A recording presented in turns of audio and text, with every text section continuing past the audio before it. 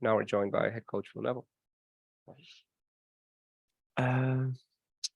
Afternoon, morning. How are you doing? We're obviously come to the the last week of the regular season. Probably one of the biggest weeks, I'd say, probably in the club's history so far in terms of the magnitude of the games, and we're really excited about the challenge that's coming. We come off the back of a outstanding performance against Toronto. The focus, the mentality of the group is probably as good as I've ever seen since I've been at the club. So that gives me great confidence.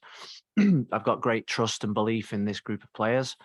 And now it comes down to the moments that you train for, the moments that you wish for, the moments that you dream of, is the big games in the big moments where everything's on the line. And we're really excited. We've got 2 or 3 players out. Gregory's one, Coco's another, and maybe Pozuelo. So we're going to go in with the best, strongest possible team. And like I said before, we've got a squad of players that every single one of them is ready to play, and I've got trust and belief in every single one of them. It's why we have them at the club. We spend hours and hours and hours, days and weeks recruiting a special kind of player, and I think we've seen that special kind of player this year. And we're excited for Wednesday night against a team that's coming off the back of a defeat, but a team that's got loads of quality and outstanding manager.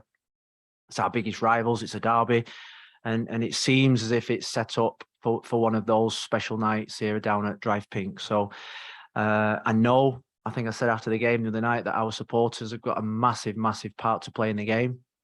We want the stadium full. We have the best supporters 100% in Florida, but in the whole of the MLS. And I'm sure that they'll get behind and fill the stadium and raise the roof on Wednesday night. We will get started with questions. If you have a question, please raise your hand. We'll get started with Michelle, then Jose, then Ian. Phil, we talked a little last night or the other night about Gonzalo and just 12 goals in 14 games, just what he's done, the turnaround he's had this year. Assuming that he's sort of coming toward the end of his career, can you just talk about the past 6 weeks and what you've seen in him and just what he means to this team? Yeah, I think I said a lot of things after the game that was certainly true in terms of I think when you're a big player with the kind of experience and quality that he's got, I think you have the ability to grab hold of a team by yourself. You've got the ability to carry a team on your back, and I feel as if he did that 6-7 weeks ago, where there was probably a lot of questions about him and about the team, and probably more about him than the team at that time. And I think when we spoke, we spoke about legacy. We spoke about how he wanted to be remembered. We spoke about all the things that are really important in somebody's career. And then you've got 2 choices to make. Do you wave the white flag and give up, or do you show who you are and what you are and what you're about? And I think what he's shown over the last 6 weeks, 7 weeks, 8 weeks, both on and particularly off the field, he's done more off the field than he's done on it, in my opinion, is that he's proven that he's world class. He's proven that he's a great person, and he's proven that he's a winner. And there's a long way to go left in this season, and he's got to carry this team even further than what he's carried them for the last 6 or 7 weeks. And when I say carry, I'm not being disrespectful to any of the other players in the team, because they've been outstanding too. But I'm saying about inspiration. I'm speaking about leadership, and I'm speaking about inspiring a group of young players that in the big moments in this league, you saw it yesterday with LAFC. Carlos Vela turns up with a goal. The DPs, the big players, stand up when it matters. And I think he stood up, particularly when this club needed him to stand up the most. When was that talk that you had? This talk you talked about? 3 days before he started scoring all the goals. No, it was probably at the point where Leo was in the team. He was on the bench. There was question marks whether he was ever going to get back on the field in terms of competing for a place. And I'd said on Friday after the game that our relationship's been, I'd say it's been outstanding from day one. I think he was the first player I spoke to when I got the job.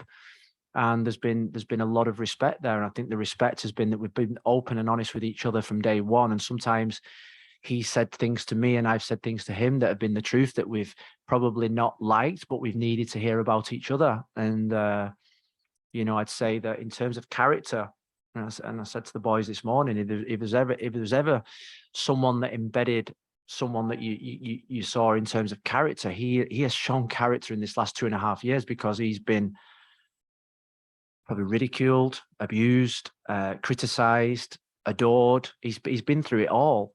And, I go back to what I said at the start. It's about legacy. It's about how you want to be remembered. It's about how people think of you when you leave.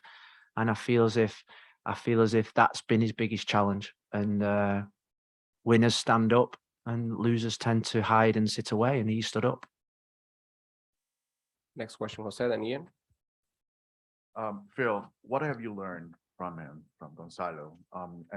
As a coach, obviously he played at the highest level, several coaches. You are just getting started basically in the club level.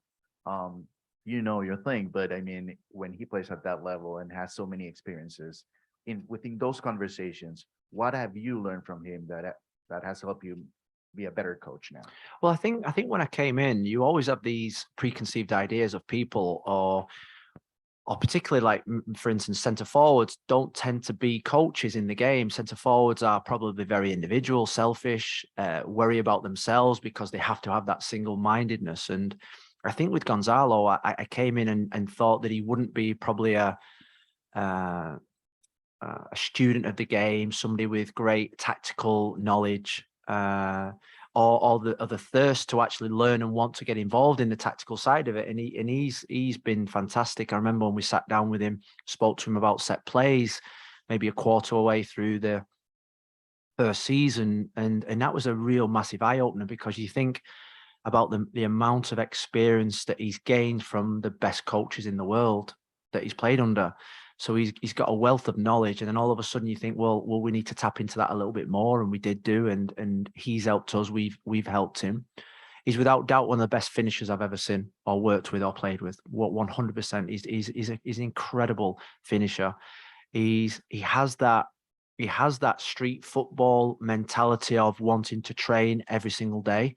When people last season were criticizing him, he was the only player that trained every single minute of every single day, never wanted a day off, never wanted to share responsibility, never wanted to take the easy route. So very quickly I realized that he had something that really sometimes nowadays you can't coach or teach. He had that inner street fighting mentality, because of everything that he'd been through in his life had really toughened him up in terms of his character. And I'd say in the last 6 or 7 weeks, I think what we've, the biggest learning is that we've probably spent a lot of time, because of the goals that he's been scoring, because of his attitude around the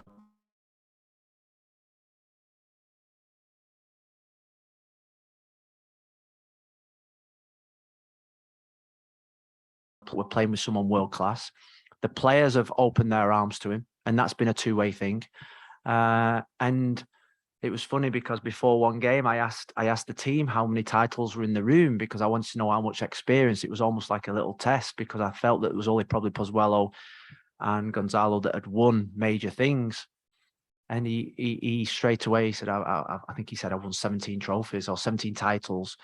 And the whole room stood up and clapped him, because he just said it really casually, almost embarrassingly, with great humility, because we was going around the room, one title, no titles, no titles. He said, 17, and he just stood up and said 17, and the whole room gave him a standing ovation. It was really a powerful moment. And I think what we've seen this year is we've seen him take responsibility with the younger boys.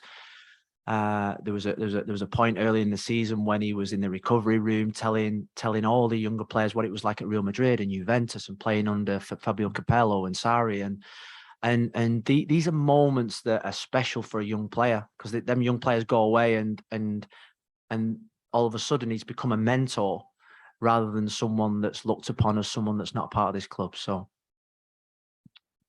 Next question, Ian. Thanks, Rafa. Phil, I know today's a special day for Gonzalo, but on the game, an important one for you. You said maybe on Pozuelo. Can you just Yeah. clarify the situation there? And then the question that I had for you, you have the trio of Uruguayans, Pereira, Araujo, and Facundo Torres, especially the latter, that if you play narrow could provide some, with his pace out wide, could provide some issues for you. How do you counter each of those individual? They present a different problem, each of them, and especially with the first game, they were a little successful too. in that Yeah, regard. well, they've got to worry about us. That's our mentality. We have full respect for them. They're a really good team. You know, I think Torres has been one of the best young players in the league this season, without a shadow of a doubt. One of the best players we've played against. Araujo has been impressive as well, and Pereira has been a good player in this league for a long time. So we know all about them. In terms of Pozuelo, I'd say he's a major doubt. And I know I've played games with you this season in terms of that, but he's a major doubt, and we've got to hope that he wakes up tomorrow morning in better shape than what he woke up today. We pushed him to play against Toronto. I thought he was outstanding against Toronto. But like I say, I think we've got faith in every single player in this team, and you know we've played a different system in the last 2 games, but our go-to system has always been playing with width at home, playing with wingers. We've got 4 or 5 wingers that at this moment in time don't particularly like the fact when I put the team up, there's no wingers on the pitch. So maybe tomorrow night they'll be a little bit happier because we've got strength in depth in wide areas, which means there'll be opportunities for other players. And another night where we can show our flexibility and adaptability. And like I say, I've got trust in every single player that comes in, and people like Ulloa, Taylor, Vasilev, in particular, have got big nights on Wednesday to perform. Groin, adductor, yeah. Andrea. You can get started, Andrea. That's fine. Well, still, talking about this game with Orlando, I remember a couple weeks ago when it got canceled, but they're not. I got mad. That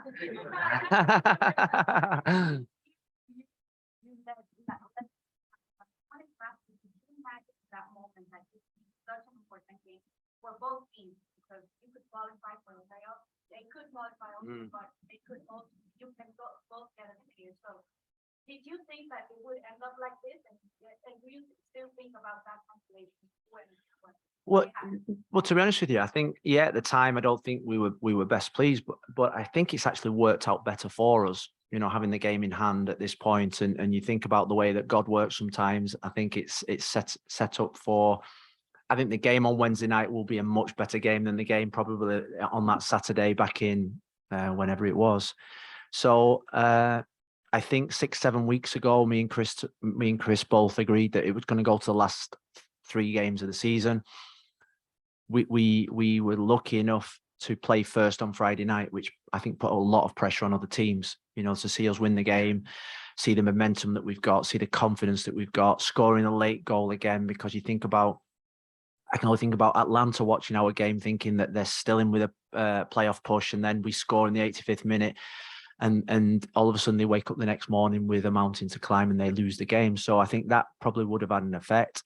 And it means now we know exactly what we have to do. We're in control of everything that we have to do, and we're playing at home.